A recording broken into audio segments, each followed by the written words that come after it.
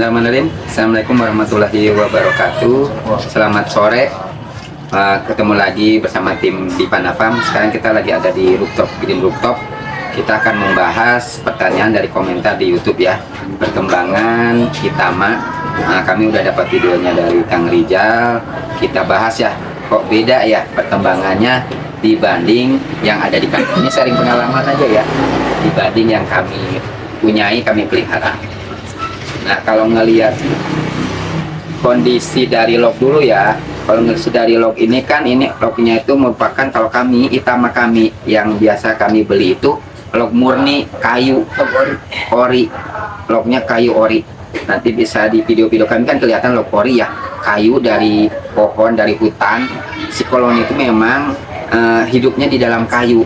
Jadi penambahan topping itu untuk memudah pemanenan, baru kami pasang topping. Nah, kalau yang ini kami lihat sesuai video, ini kan topping stupnya ini kotak stup, bukan log. Kotak stup dikasih topping. Nah, berarti kondisinya ini bukan ori pindahan. Bisa jadi log orinya kayunya lapuk dipindah ke kotak stup ini. Bisa jadi juga pemecahan koloni dari log ori. Seperti itu kemungkinan-kemungkinan yang bisa kita cermati ya dari log ini. Nah, kalau perkembangan ngelihat kantong madunya sih, saya lihat kalau dari corong ini kan protek sekali ya corong itu. Nah, berarti kalau pengalaman kami, kalau ini corong protek sekali berarti ada gangguan. Nah, kalau yang corong agak sehat nyaman itu corongnya pendek, lubang masuknya tuh lebar dan basah. Nah, kalau saya lihat corongnya ini kan panjang, protek sekali dia. Nah, berarti kan ini ada sesuatu, ada tanda-tanda ambak, sama harus continue meriksanya, jangan hanya sekali dua kali. Jadi apakah ada cicak, apakah ada semut masuk, apakah karena corong itu proteksi dia.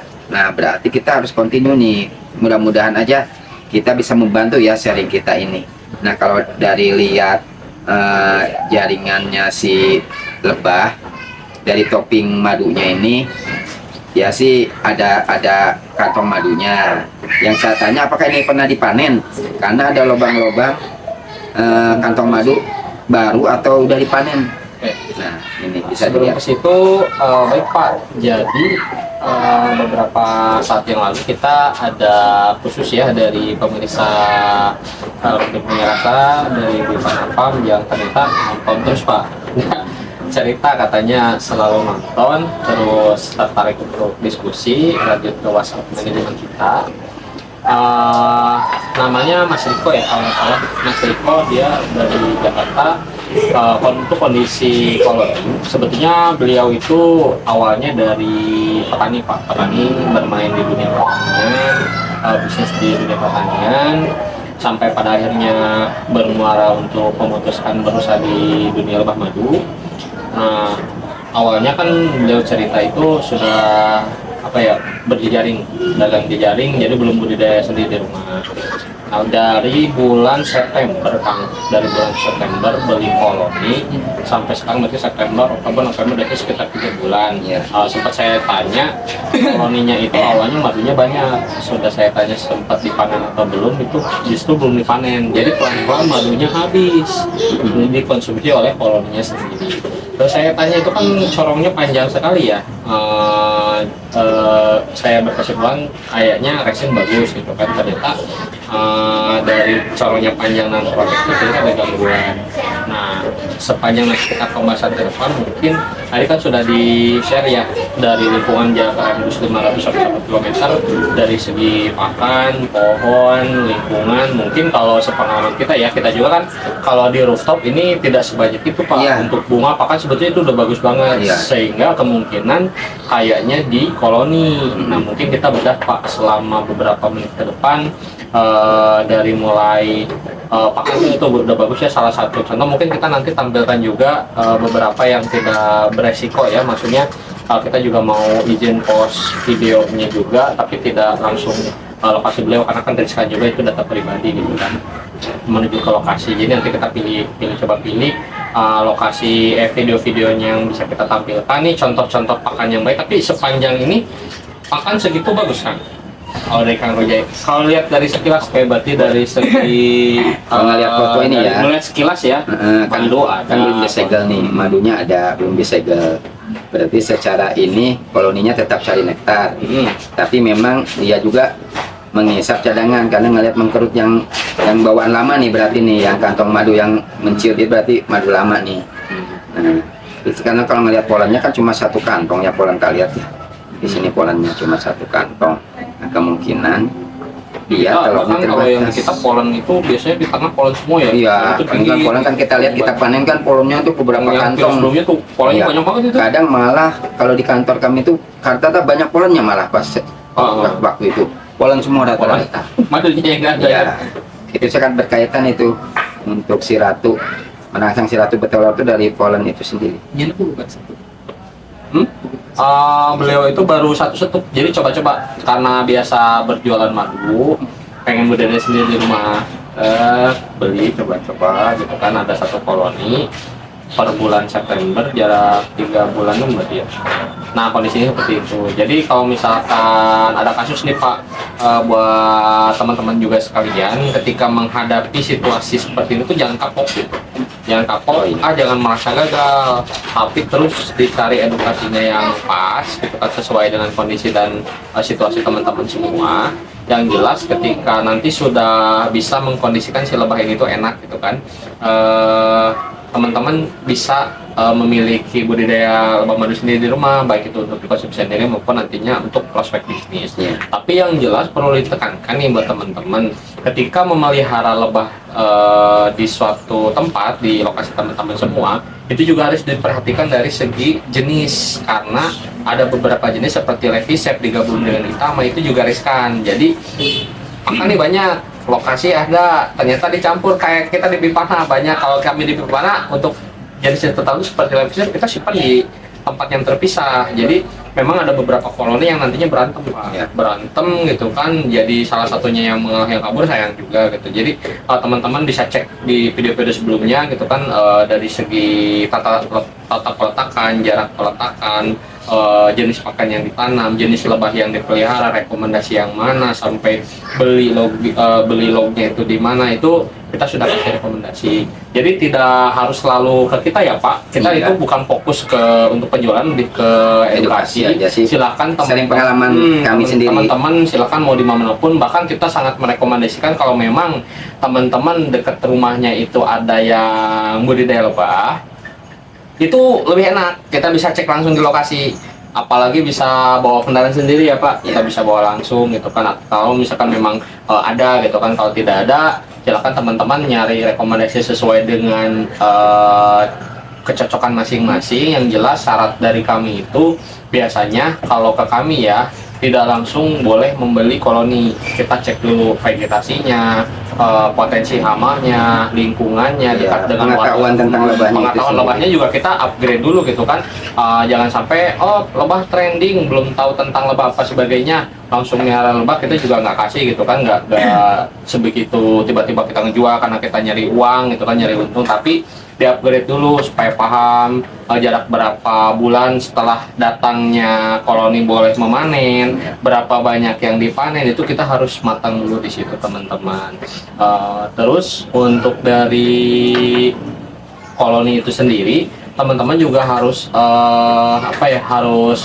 bisa mengetahui koloni itu kita tuh cocoknya di mana yang enaknya. Nah itu tergantung nanti keinginan teman-teman yang mana yang jelas. Kalau misalkan untuk jenis, kami tidak terlalu merekomendasikan untuk apis, kecuali kalau memang mempunyai halaman yang jauh dari pemukiman masyarakat gitu kan, karena ketika melakukan panen, kalau panen udah jelas ya, tadi di konten-konten sebelumnya udah kelihatan tuh ada yang kesengat, ada yang apa gitu kan. Kalau misalkan yang trigona itu kan lebih ke pemeliharaan sih yang harus diperhatikan. Kalau apis itu harus benar-benar dipertimbangkan potensi untuk menyerang masyarakat sekitar, karena apis itu berbahaya. Jangan kan dipanen, kesenggol dikit aja dia senggol bacok Pak gitu, mengganggu jalur dia bacok. Terbang aja kena kita. Jadi buat teman-teman yang baru memulai usaha, kita kenapa merekomendasikan di misalkan Itama atau Levisep gitu kan. Levisep pertama kalau untuk dirumpin nih teman-teman yang dirumpin, itu kan dirumpin melimpah sekali, banyak sekali di alam, jadi teman-teman tidak perlu beli sebetulnya. Tinggal menyiapkan kotak apa namanya Pak Jaya, kotak tutup ya. Kita juga udah bikin tuh tutorial bikin kotak tutup, cara mindainya seperti apa, jadi teman-teman bisa praktek sendiri di rumah sebetulnya. Tapi kalau misalkan pengen yang Itama itu kan untuk di wilayah kita ya, khususnya di Bogor itu sebenarnya di alam bukan nggak ada, jarang sekali gitu, cuman yang jelas teman-teman kalau misalkan memang dapat dari alam, Kang Rujaya pernah dapat dari alam, itu bagus, maksudnya bisa dipraktekkan sendiri. Tapi kalau misalkan memang pengennya Itama, karena lihat video-video kita kan kenapa merekomendasikan Itama, kalau Levisep itu stoknya harus banyak dan dia makan tempat kan, berakrak gitu kan. Terus dari segi panen lama karena kita harus ngiris dikit-dikit, diperes gitu kan. Dari segi produktivitas rendah dibandingkan dengan Trigona Itama dalam waktu yang sama, misalkan dalam waktu 1 bulan, dia dari sisi produksinya lebih cepat, madunya lebih steril, alat panennya juga disedot gitu kan, bisa lebih cepat. Terus dari segi kekuatan koloni biasanya lebih bandel Itama kalau dari pemilihan ya Pak. Tapi kalau dari perilaku dia lebih bandel Levisep karena akamsi gitu kan. Karena Itama kan tidak membuat kantong madu lagi ya, karena dia langsung ambil madunya aja. Jadi waktu untuk membuat kantong madu dia tidak dipakai untuk membuat kantong madu. Jenis kalau jenis yang kecil, kantong madunya kecil, Levisep, Biroi, Deseri. Nah dia pemanennya paling nggak harus diperas. Nah peras itu kan berarti membuat kantong madu baru, itu memakan waktu. Seperti itu aja sih. Ada pendapat lain? Ya. Pernah nemuin kasus serupa nggak? Tapi dia beda kasusnya gitu. Penanganannya gimana? Untuk kasus serupa sering dapat juga yang teman-teman yang lain istilahnya dapat kendala seperti itu. Nah, cuman itu balik lagi untuk penanganannya sendiri seperti itu. Jadi kalau misalkan emang sudah terlihat nih, misal si koloni lemah nih, ratu nggak ada, itu mau nggak mau harus nyari telur, didonor telur lagi. Iya. Bisa mungkin ke temennya yang punya koloni juga meminta donor telur. Iya. Itu hal yang bisa dilakukan dengan jarak dekat ya, ketika sudah ketahuan dibuka. Karena menambah koloni pekerja juga, dengan nambah telur kan nanti netas dia menguatkan juga. Gitu. Makanya minimal untuk saran doang. Kalau misalkan mau budidaya lebah madu itu minimal kita punya dasaran dulu. Ilmunya dulu ya. Misalnya kita kudu punya ilmunya dulu lah minimal. Jangan mentang-mentang kita punya modal langsung das beli tanpa tahu istilahnya. Terbuai dengan omongan orang ini. Makanya dipelajari dulu nih siklus lebah tuh kayak gimana, ini modelnya. Kan kejadian di Jawa Barat dulu ya, di Bandung ya, invest kotak stup dengan 8 juta dapat sekian stup akan diambil panen. Padahal dia jenis Levisep. Itu kebablasan tuh, pernah kasus itu, orangnya kabur karena terbuai dengan itu. Karena kita seperti beli kucing dalam karung, karena terbuai dengan akan panen sekian, dengan akan dapat untung sekian, tapi tidak paham tentang selebah itu gimana. Karena pahamnya selebah itu tidak dikasih pakan, nyari sendiri. Nah, ngelihat dengan kotak sekian akan menghasilkan sekian. Padahal kita itu pengalaman berita. Oh, benar-benar ramai lah itu kesalahan. Itu memang orang banyak tuh terbuai dengan itu, dengan jenis Levisep. Nah itu salah satu contoh. Itu kan orang pada rugi, dijanjiin orang pada kemana. Nah itulah kenapa kita harus beli dengan orang yang dipercaya, asal usulnya tahu. Kita bisa komplain, bisa langsung diskusi. Kalau seperti ke kami di Pana akan kami pantau, akan kami bimbing sampai kapanpun seperti itu. Nah karena kami memang seperti tadi bilang kan bukannya jual. Dan kami silaturahmi lah, saling sharing. Nah hal kayak gitu juga harus dipikirkan kalau memang mau itu. Ya mungkin kedepannya kalau bisa belajar itu di Pana, sering-sering jalan, main. Nah bisa nanti mungkin kalau memungkinkan adopsi tuh dititip, sistem titip di Pamanta memungkinkan juga bisa. Karena kita kan harus silaturahmi, ngobrol ya sejauh mana sih. Kalau memang bisa berkunjung ke kami, yang lebih memungkinkan kita bisa silaturahmi, bisa saling melihat langsung kondisi alamnya, kondisi lingkungannya, bisa sharing seperti itu ya. ada yang lucu Kang, sepintas dari obrolan barusan kan ini cabut, kalau kita mau membeli koloni itu yang dilihat banyaknya madunya, banyaknya telurnya, atau dari bentuk lognya sih Kang? Ya semua satu kesatuan. Oke. Makanya kalau saya kan dalam membeli log itu minta video terkini, video sebelum dikemas, video sebelum pengemasan, dan tidak hanya satu video, pilihan banyak. Misalnya kita beli satu log, minta minimal 5 lah kiriman log. video. Berapa log ya? Video Jadi kita dikali milih video nanti 1, mau yang 2, mana. 3, 4 ngelihat kondisi aktivitas si koloni si lebah itu sendiri, ngelihat corongnya, baru ngebentuk lognya, bentuk lognya gimana. Karena ada log pendek, ada log gede, ada log lebar, ada log itu juga mempengaruhi itu sama berowongnya di dalam, sama toppingnya dibuka, videonya lengkap, toppingnya dibuka plastiknya, dilihat kondisinya, aktivitas di situ, tersedia polen, tersedia madu dan yang lainnya. Nah, hal kayak gitu juga harus dipikirkan. Soalnya kalau kita terbuat hanya divideokan hanya madunya aja tanpa ngelihat seutuhnya, nah itu kan bisa kebablasan. Bisa jadi dia ngejualnya ala kadarnya aja. Yang diminta kan yang banyak madunya, nggak salah juga. Minta yang banyak madunya, yang permintaan kita kan gitu. Oke. Kalau yang nggak paham berarti dikirim nggak salah, saya nggak bisa komplain. Iya. Karena yang diminta madunya yang banyak. Karena itulah kekurangan informasi, kekurangan kepahaman tentang lebah kurang. Akhirnya niatnya hanya banyak madunya. Sedangkan aktivitas koloni, corong tidak dilihat, lognya bentuknya gimana tidak dilihat. Nah itu akan mempengaruhi ke depannya perkembangan si lebah itu sendiri. Ketika beli Kang, sepengalaman Kang Rujaya dan Kang Ivan ya, kita beli di suatu tempat A, itu jarak ideal pengiriman itu maksimal dia berapa hari biar gak terlalu panas pertama. Kedua, ketika datang ke rumah, kapan dibukanya, jam berapa, terus harus disimpan posisinya di mana. Terus ketika kita mau ngecek, boleh dibuka topinya apa? Cukup dilihat transparan, didengarkan, atau gimana? Dari perjalanan dulu kita Kalau beli. saya pengalaman perjalanan kan ya lumayan, perjalanan 3-5 hari lah. Ya kalau melihat pengalaman sih kalau log dengan topik aman ya. Karena ada makanan cadangan, Karena dalam kondisi juga diingatkan si ekspedisinya jangan sampai terbalik. Nah, seperti itu kan ditulisin tuh makhluk hidup. Nah kalau yang kita order tuh, kalau dengan order yang jelas langganan kita tak tahu tuh dia sudah kerjasama sama ekspedisi, paham. ekspedisinya udah tahu ya. Paham Paham. perlakuan si makhluk hidup selebah itu seperti apa di dalam mobil box ataupun apapun itu. Nah itu kalau memang pengiriman dalam jumlah sedikit. Nah dilihat kondisinya nanti, dia ngirimnya sampai rumah itu pagi, siang, atau sore. Oke. Nah seandainya Datang barangnya. seandainya datang pagi, diamkan aja dulu karena dia kan diguncang-guncang di dalam kendaraan. Mau kalau kita ya. Kita hanya bisa mantau, Stres ya. diamkan dulu selama sejam, dengungkan aja, diangkatkan dengungnya, Cek dengung aja. Nah setelah sejam baru buka kemasannya, kan dia sering dililit ya, karung atau apapun. Karungnya Buka kemasannya, dibuka biar iya nggak panas. biar nggak panas. Bisa aja pas datang buka aja karungnya biar hawanya Benar, terbuka. Iya, buka aja karungnya tuh, kan dia hanya terlihat corong aja nih, yang dikasih kawat nyamuk. Nah buka aja karungnya. Bolongnya itu ditutup ya biasanya. Iya, ditutup kawat nyamuk. Nah baru dengar dengungan, oh sudah ada dengungan, aman kan dulu, tenangkan, dia akan kayak kita perjalanan lah manusia. Kan stres dengan tempat baru. Iya. Sejam, 2 jam selokan dulu, baru nanti buka kotak toppingnya. Buka. Nanti kan ada transparan plastik. Nah, kalau sudah aktivitas ada ya biar aja. Gitu. Maksudnya kalau sudah tenangkan dulu, nah dia dengan sendirinya sudah mau nerobos nih di corongnya itu yang Bisa digantungkan. kelihatan Ya, nerobos juga sabar karena dia sudah dapat oksigen yang hawa baru.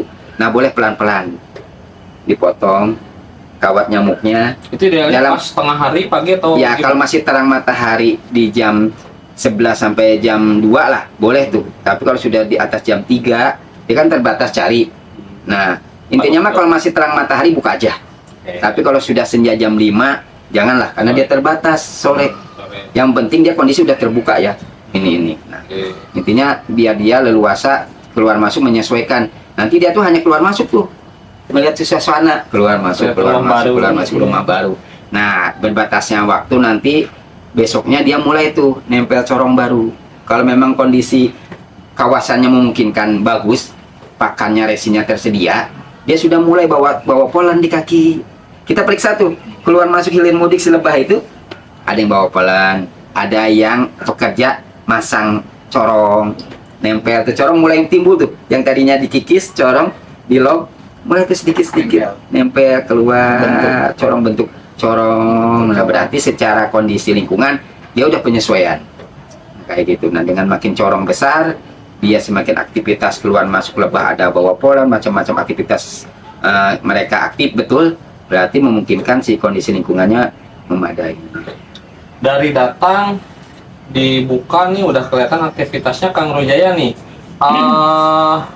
Berapa bulan sih dia misalkan katakanlah dia Harus dipoto dulu itu. Oh iya. Topping awal, Oke. kondisi awal kan dibuka setelah dia sehari. Oke. Buka tuh topping awal dengan plastiknya, foto kondisi real datang itu seperti apa. Dibandingkan sama yang di Iya. ya.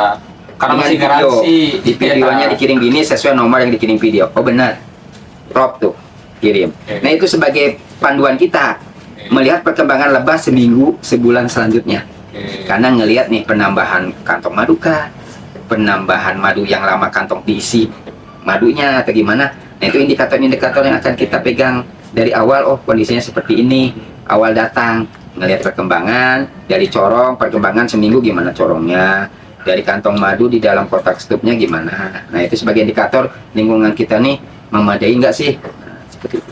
Terus Kang, udah beli datang ternyata koloninya bagus ya Kang Roja ya, pakannya kita tersedia. Dia jarak sejak itu tuh berapa bulan baru boleh diizinkan panen pertama tuh jarak berapa lama sih? Biar nggak stres juga. Terus selanjutnya jarak selanjutnya untuk pemanenan biasanya berapa lama? Kalau untuk jarak pemanenan sendiri ya, misalkan dari pertama datang, minimal kita biar dia adaptasi dulu, karena dia stres ya kan. Kita liatin dulu, kita seperti yang tadi kalian bilang, kita cek dulu perkembangannya nih, ada peningkatan apa enggak. Misalkan ada peningkatan nih, kalau misalkan yang udah mah dalam waktu 1 bulan udah bisa mulai dipanen. Amannya 2 bulan 3 bulan biar dia tahu situasi. Iya, nah, kedepannya nih berapa bulan Untuk dia? kedepannya juga, kalau untuk pribadi sendiri ya, itu cuma ngelihat lokasi aja. Misalkan kondisinya nih udah bagus lagi, misalkan jarak 2-3 minggu atau lamanya sebulan udah bagus, ya itu mah tergantung ini. Nanti Langsung bisa lihat dipanen. dia. Karena ada yang lucu, Kang, kita pernah ya panen apis maupun trigona, kita panen di satu waktu, ada yang di tanggal awal bulan, terus kita tengah bulan. Secara jarak kan beda 2 minggu ya. Yang pertama dipanen, yang kedua. Logikanya kalau kita di alam, itu kan harusnya yang pertama tuh udah panen lagi, Yes. sebelum yang kedua. Ternyata kebalik ya, yang pertama nggak ada, yang kedua ada gitu. Iya. Itu sebetulnya kan bisa disimpulkan nggak sih kalau madu murni itu kan karena kita mengandalkan alam si lebah itu sendiri dan pakannya, jadi nggak bisa diprediksi dari segi waktu, bau, warna. Makanya kalau misalkan memang madu murni itu kita bisa request. Yang kita bisa request itu kita biasanya manen madu ada nih, kita ngecek dulu dan memang ada dan itu ada madu paling gitu ya. Iya. Gimana kan tanggapannya Kang Ipan Iya. dulu? Kalau pengalaman saya kan, saya ditama sama Apis ya. Ya, ngelihat dari kalau panen, saya ngelihat waktu itu saya sempat nggak panen 2 bulan, membiarkan aja dulu melihat perkembangan sampai si kotak topping itu penuh terisi sama dia sampai tingkat, sehingga baru saya panen. Karena itu saya riskan, takutnya terlalu cepat-cepat panen nanti stres. Dan dalam pemanenan juga saya hanya ngambil setengahnya dulu, ngelihat kualitas madu. Nah memang yang kita panen itu madu yang lama aja, pasti rasanya juga lebih asam dan apa. Dan lihat juga kondisi panennya, jangan sampai pas musim hujan seperti itu. Nah kalau saya sendiri yang kemarin kita panen, kalau kondisi alamnya bagus, kan kita panen, habis itu panen lagi ya sebulan ya. Nah dengan menghasilkan 1,5 mililiter itu, saya ngecek tuh setelah dipanen, dicek lagi apakah sudah diisi madu lagi, disegel lagi atau tidak. Nah itu tergantung kondisi lingkungan sama pakan yang tersedia. Jadi memang nggak bisa jadi patokan akan sebulan sekali, 2 bulan sekali, bisa seminggu sekali, atau apa, tergantung si agresivitas si lebah koloni itu sendiri sama ketersediaan pakan. Nah kalau memang lingkungannya memadai, nggak mustahil bisa panen tiap 2 minggu, Iya. bisa panen tiap bulan. Nah tapi nggak mustahil juga pas paceklik pakan. Nah bisa jadi kita nggak tega panennya juga, ya protek. Nah hal kayak gitu tuh harus dipertimbangkan. Jangan sampai guru musuh diiming-imingi akan panen tiap sebulan sekali, akan panen setiap seminggu kali, 2 bulan sekali, udah tertutup harganya, akan panen. Lihat kondisi, mungkin kalau waktu dia pelihara di lingkungan dia, iya, karena lingkungannya bagus, pakannya tersedia. Tapi pas dikirim ke tempat kita, Nah belum tentu sama dengan yang kondisi di alamnya sebelumnya. Karena ngelihat lingkungan, ngelihat pakan, ketersediaan pakan. Nah bisa jadi lebih bagus lagi karena kalau lingkungannya bagus berlipat, tapi lebih bisa juga menurun karena memang ketersediaan pakan dan tidak ada hama penyakit yang mengganggu itu. Kalau dari Kang Rujaya, Ya nggak beda jauh sih. Selebihnya ya seperti yang Pak Ipan udah jelasin juga seperti itu. Jadi kalau untuk masalah panen mah itu mah balik lagi cek kondisinya aja. Kalau misalkan kita lihat misalkan dalam 1 minggu nih udah full lagi, tapi cuaca bagus, nyegas terus gitu. Jadi nggak mesti istilahnya nunggu gimana, balik lagi kita cek lokasi, cek dulu nih, oh perkembangan madu nih bagus lagi nih. Karena seperti yang video yang nanti tayang, panen habis cerana itu, ya kan? Itu 1 bulan Pak ya? Kisaran 1 bulan itu panen. Nah, pas dicek lagi udah full lagi. Padahal kan prediksi itu belum ada. Harusnya. Mengingat kita niatnya mau meriksa aja ya. Jadi panen. Kan cuaca ngelihat cuaca nih udah di Bogor tuh, waduh, musim hujan udah ngecerak aja kalau kata orang Sunda mah. Tapi pas begitu dicek, ternyata madunya full segel. Nah, itu kan faktor itu kata saya, faktor koloninya kuat, koloninya banyak dan pakan tersedia di sekitar situ. Nah itu. Nah maksud saya juga jangan terlalu terbuai dengan permintaan banyak, mau panen aja karena permintaan banyak nih. Nah itu kadang musuh kita semaunya kita karena orderan banyak. Nah itulah kita membuat jaringan itu jangan sampai permintaan banyak biar itu dari kita memaksakan diri manen.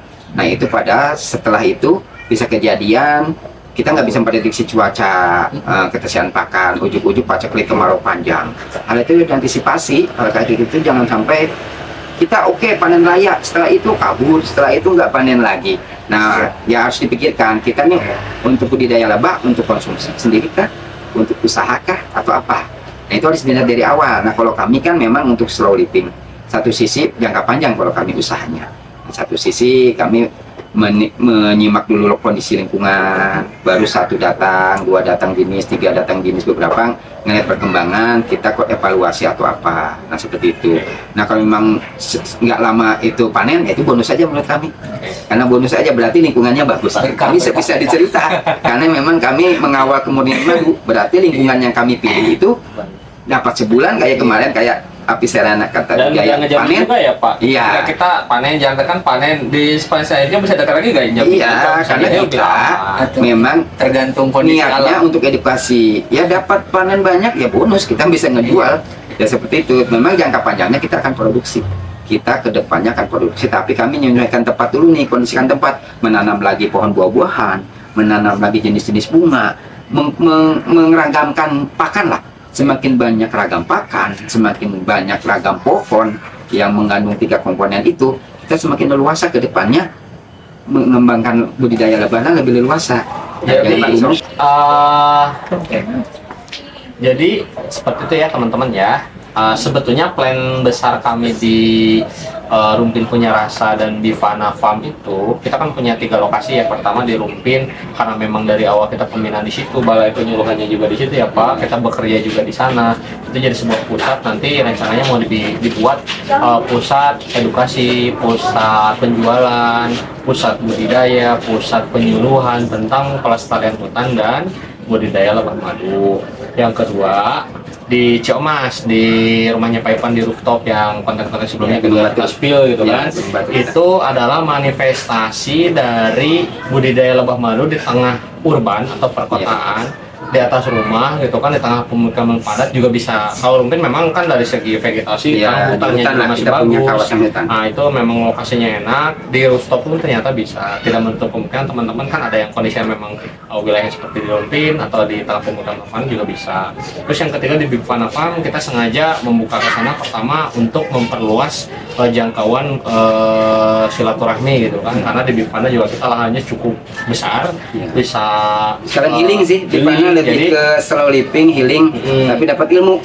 Jadi kalau untuk di Rumpin itu kita konsepnya untuk pembelajaran Iya, terpadu, edukasi. baik secara instansi Iya. atau sengaja Sekolah-sekolah, berkunjung. iya. Kalau di Ciomas kita untuk Skala rumah tangga, ketahanan pangan rumah melihat tangga. dari satu rumah di tengah kaum urban, Iya. di atas rumah itu juga bisa. Kalau yang di Cijeruk kita lebih ke eduwisata, jadi juga kita nanti insya Allah akan dikembangkan selain budaya bermadu ada pertanian organik, Iya. ada wisata, Kopi, ada ada pengelolaan camping ground. kopi, camping ground. Ya teman-teman yang nggak puas satu hari di sana bisa berhari-hari camping di sana, healing bersama keluarga. Mungkin juga kami nanti akan sediakan jaringan listrik, wifi, tempat makan. Juga kita kan ada konsep ke sana. Teman-teman bisa nanti menyesuaikan pengen belajarnya yang dimana intinya sama gitu kan. Kita memelihara beberapa koleksi. Saat ini ada sekitar 8 koleksi kita, 8 jenis spesies. Teman-teman bisa dipelajarin semua. Kalau misalkan cocoknya mau di rumah seperti apa, ada yang mau ribet-ribet miara lepisnya Pak, boleh. Kalau yang pengen agak menegangkan apis, boleh. Yang jelas kita bakali dulu ilmunya gitu. Jadi semata-mata kita tidak menjual koloni, tidak menjual madu, tapi kita lebih lebih senang sharing ke teman-teman Sharing, semua. ya. Mudah-mudahan kalau kami itu sebetulnya misinya hanya pertama kita itu pengen terutama di anak-anak muda, karena kan Pak Kang Wijaya kita tahu bahwa populasi di beberapa tahun ke depan itu banyak didominasi oleh anak-anak muda. Jadi kalau anak-anak muda ini tidak kita kawal, kan banyak ya Indonesia emas, tapi kan kita juga harus mengawal gitu. Mau ngapain sih Indonesia masih dikawal? Kan justru dikawal dari sekarang. Kalau kami lebih berfokus ke khususnya anak-anak muda, tapi umumnya semua lah, mau itu yang sudah jadi praktisi beberapa tahun, para penyuluh, masyarakat umum, itu supaya melestarikan hutan. Karena apa? Saat ini banyak sekali kasus-kasus bencana yang memang disebabkan oleh deforestasi atau penggundulan hutan itu kan ditebang, tidak adanya reboisasi. Kita itu minimal meskipun gerakannya tidak besar tapi berdampaknya banyak gitu kan.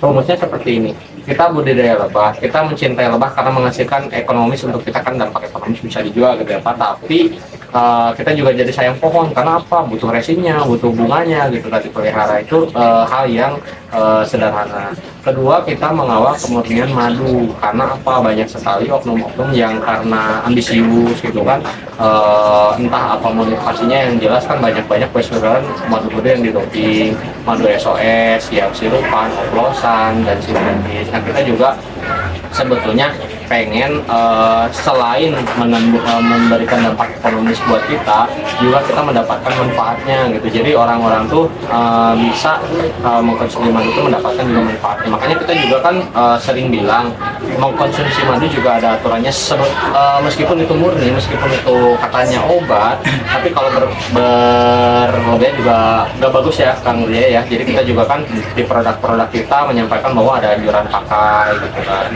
Itu yang kedua, tentang mengawal kemurnian madu. Yang ketiga, kita pengen merangkul sebanyak mungkin generasi-generasi muda atau umumnya masyarakat semua, supaya sambil slow living, sambil kesibukannya bekerja, kita punya investasi jangka panjang untuk anak cucu kita, menanam pohon, memelihara bunga.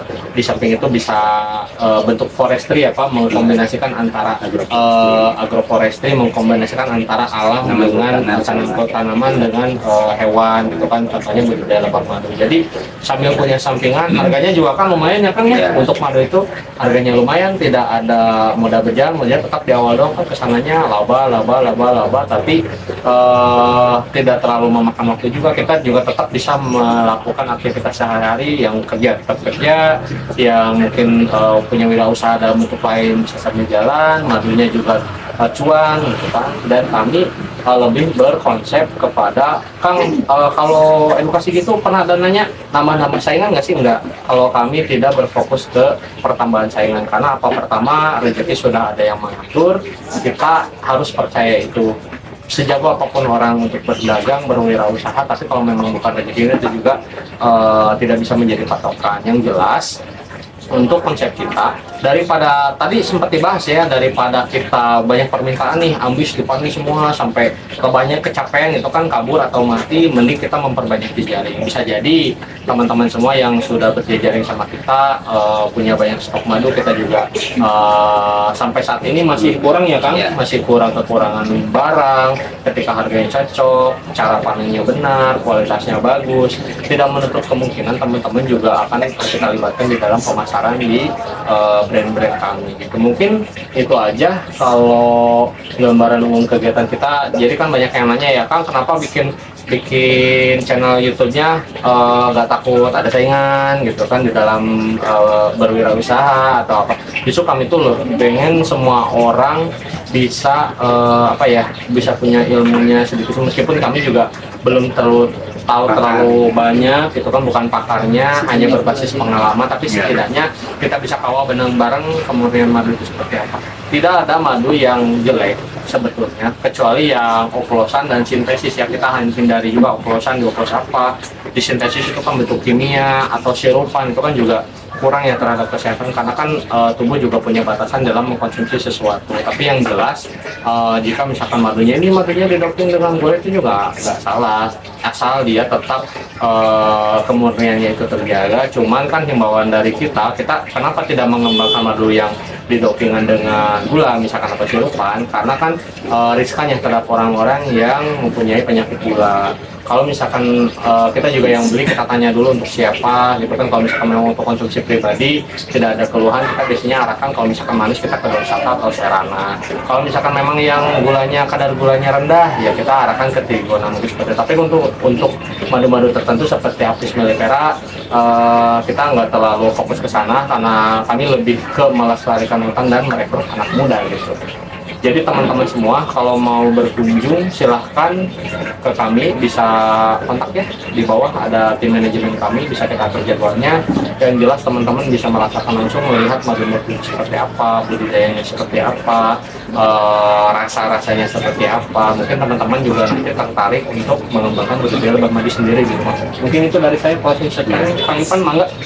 Ya kalau dari saya, niat saya awal itu kan harus cinta dulu tentang lebah itu sendiri, karena memang kami sekeluarga memang penikmat madu ya, mengkonsumsi madu. Awal-awal saya beli juga, asal usul madu tuh bingung juga, madu yang murni atau asli kayak gimana sih. Nah, tapi setelah saya belajar tentang budidaya, belajar langsung ke ahlinya, langsung mempraktekkan kondisi-kondisi lebah gimana, memberanikan diri. Setelah tahu ilmunya, ya akhirnya channel ini dibuat untuk sharing pengalaman sih.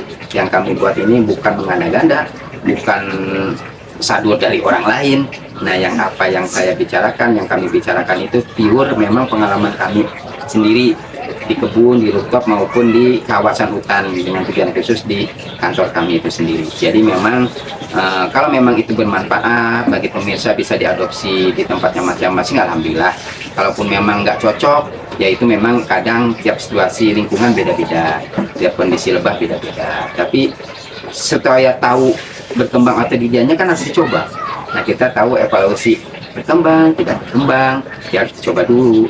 Nah, salah satu untuk memang yang minat mencoba, bisa sharing-sharing dulu, tanya-tanya dulu, bisa identifikasi dulu lingkungan yang ada di sekitar, bagaimana kekuatan komponen pakar-pakarnya yang harus disiapkan, bagaimana kondisi lingkungan dari polusi, masuk ketenangan air dan lainnya. Itu bisa kita lihat langsung di lokasi kita yang kita bina di sini harus bagaimana. Nah, setelah itu baru lebah apa yang cocok, gitu. Nah, seperti itulah yang kami edukasi itu, seperti itu.